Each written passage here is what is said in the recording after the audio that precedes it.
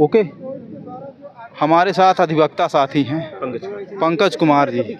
Sir, वर्गीकरण किया जा रहा है, SC/ST आरक्षण में वर्गीकरण किया जा रहा है। सुप्रीम कोर्ट द्वारा ये आदेश 1 तारीख को पारित हुआ।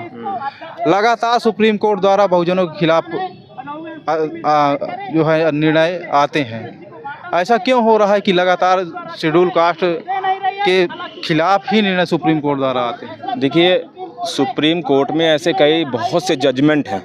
इसमें शुरुआत किया जाए TM पाई जजमेंट, जिसका लेना देना रिजर्वेशन से था नहीं, लेकिन बार बार सुप्रीम कोर्ट के द्वारा रिजर्वेशन पे दूसरे केस के माध्यम से हमला किया गया। और आज भी अगर वर्गीकरण का मामला देखा जाए तो सुप्रीम कोर्ट जैसे कुछ लोग जहां वहां रिजर्वेशन का से जज नहीं बनते, वहां कुछ परिवार ही बनते हैं।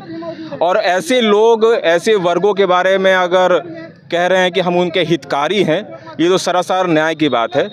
अगर उसके समाज, अगर उस किसी भी समाज का निर्णय लेना है, तो अगर उस समाज का व्यक्ति अगर जज नहीं है, तो मैं कहता हूं कि वो निर्णय फेयर जजमेंट नहीं होता है, ना हो सकता है जी।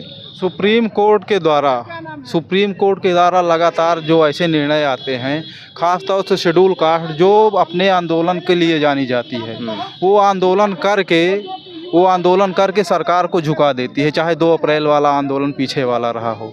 तो कहीं ना कहीं वर्गीकरण करके इस आंदोलन को एक ख़त्म करने की साजिश किया जा रहा है सुप्रीम कोर्ट द्वारा। बिल्कुल बिल्कुल, इस आंदोलन को सुप्रीम कोर्ट द्वारा जो हमारी एकता है उसको छिन्न भिन्न किया जा रहा है। हमारे राष्ट्रीय अध्यक्ष का ये उद्देश्य भी है कि आज हम एकता बचाएंगे, कल हम उन्हीं वर्गों में जो भी मतलब चीज़ें हैं उनके लिए भी लड़ाई लड़ेंगे। जैसे EWS जिस तरह से उन्होंने लागू कर दिया, तो क्या हमारे में EWS लागू नहीं हो सकता? अलग से रिजर्वेशन नहीं देते? जातीय जनगणना की बात हो रही है, मंडल आयोग की जो सिफारिशें लागू करने की बात हो रही है, तब तो तुम मंडल से कमंडल की बात कर रहे थे, तब कहाँ था? लेकिन हमारा सबसे ज़्यादा है OBC समाज सोया हुआ है। उस पर मैंने एक कविता लिखी है, थोड़ा मैं आपको शेयर करना चाहता हूँ। मेरी रोटी कोई और खा रहा है, देखो वो खा रहा है, कुछ समझे और कुछ बोले, मगर अभी भी कुछ चुप हैं। अरे भाई चुप क्यों हो?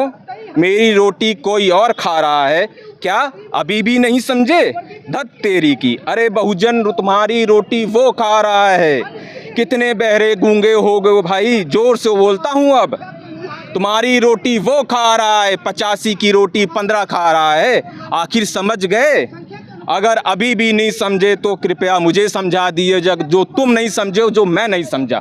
धन्यवाद। तो ये हमारे अधिवक्ता साथी पंकज कुमार जी जो कविता के माध्यम से अपनी बात रखते हैं। आप लोगों की क्या प्रतिक्रिया, अपनी प्रतिक्रिया दी।